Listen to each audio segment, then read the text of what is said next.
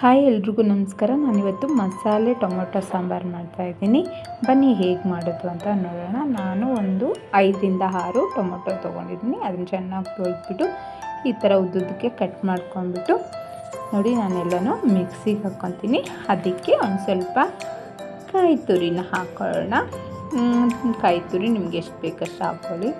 1 spoon ಜೀರಿಗೆ, 1 spoon ಧನಿಯಾ ಕಾಳು, ಅಂದರೆ 1 ಸ್ಪೂನ್ಗಿಂತ ಬೇಕು ಅಂದರೆ 2 ಸ್ಪೂನ್ ಹಾಕ್ಕೊಳ್ಳಿ. ನಾನು ಮತ್ತೆ ಕಡಿಮೆ ಅನಿಸುತ್ತೆ ಅಂದ್ಬಿಟ್ಟು ಮತ್ತೆ ಇನ್ನೊಂದು ಸ್ಪೂನ್ ಹಾಕ್ಕೊಂಡೆ.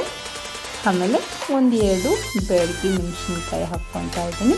ನೀವು ಬೇಕು ಅಂದರೆ ಗುಂಟೂರು ಮೆಣಸಿನ್ಕಾಯಿನೂ ಹಾಕ್ಕೋಬೋದು.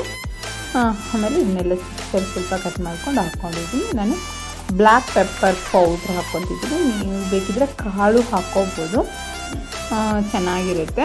ನೋಡಿ 1-2 ಬೆಳ್ಳುಳ್ಳಿ ಎಷ್ಟು ಹಾಕ್ಕೊತೀನಿ. ಒಂದು ಸ್ವಲ್ಪ ನೀರು ಹಾಕ್ಕೊಂಡು ಇದನ್ನು ನಾನು ಸಣ್ಣಗೆ ರುಬ್ಕೊಂಬರ್ತಿದ್ದೀನಿ. ನೋಡಿ ಈ ಥರ ರುಬ್ಕೊಂಡಿದ್ದೀನಿ. ಇದನ್ನ ಪಕ್ಕಕ್ಕೆ ಇಟ್ಕೊಂಡ್ಬಿಡೋಣ. ನೋಡಿ ನಾನು ಗ್ಯಾಸ್ ಮೇಲೆ ಒಂದು ಪಾತ್ರೆ ಇಟ್ಕೊಂಡು ಅದಕ್ಕೊಂಚೂರು ಎಣ್ಣೆ, ಆಮೇಲೆ ಒಂದು ಸ್ವಲ್ಪ ಸಾಸಿವೆ, ಒಂದು ಸ್ವಲ್ಪ ಜೀರಿಗೆ ಹಾಕ್ಕೊತಾ ಇದ್ದೀನಿ. ಇದು ಚಿಟಪಟ ಅಂತ ಇರಬೇಕು. ನಾನು ಸ್ವಲ್ಪ ಕರಿಬೇವು ಹಾಕ್ಕೊತಿದ್ದೀನಿ. ಆಮೇಲೆ ಇದಕ್ಕಾದಮೇಲೆ ರುಬ್ಕೊಂಡಿರೋವಂಥ ಟೊಮೊಟೊ ಮಸಾಲೆನ ಹಾಕ್ಕೊಂಡು ಚೆನ್ನಾಗಿ ಕಲಿಸ್ಕೊಂಡಿರ್ತೀನಿ. ಒಂದು ಸ್ವಲ್ಪ ನೀರು ಹಾಕ್ಕೊಳ್ಳೋಣ. ಹಾಕ್ಕೊಂಬಿಟ್ಟು ಸ್ವಲ್ಪ ಕೈ ಆಡಿಸ್ಕೊಳ್ಳಿ. ಇದಕ್ಕೆ ನೋಡಿ ಕೈ ಒಂದು ಸ್ವಲ್ಪ ಕೊರಿತಾ ಇದೆ. ಇದು ತುಂಬ ಚೆನ್ನಾಗಿರುತ್ತೆ.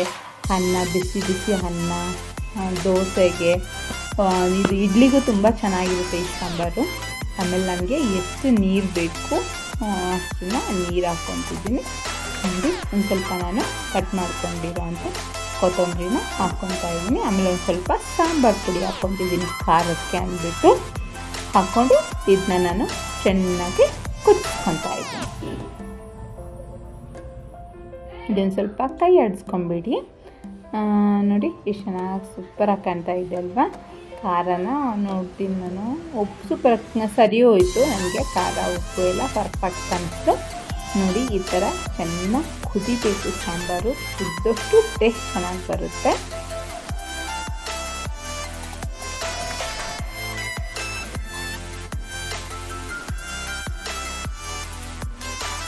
ಚೆನ್ನಾಗಿದೆ ಅಲ್ವಾ ಸಾಂಬಾರು. ನೋಡಿ ಹೇಗೆ ಇವಾಗ ನಾನು ಕುದ್ದಿದ್ದೆ ಆಫ್ ಮಾಡ್ಕೊತಾ ಇದ್ದೀನಿ. ನೋಡಿ ನಾನು ಒಂದು ಬೌಲ್ಗೆ ಹಾಕ್ಕೊತಾ ಇದ್ದೀನಿ.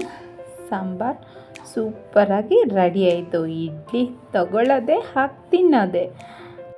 ಯಾರೆಲ್ಲ ನನ್ನ ವೀಡಿಯೋಗಳು ನೋಡ್ತಾ ಇದ್ರೆ ಎಲ್ಲರೂ ಸಬ್ಸ್ಕ್ರೈಬ್ ಮಾಡಿ, ಕಮೆಂಟ್ ಮಾಡಿ, ಲೈಕ್ ಮಾಡಿ.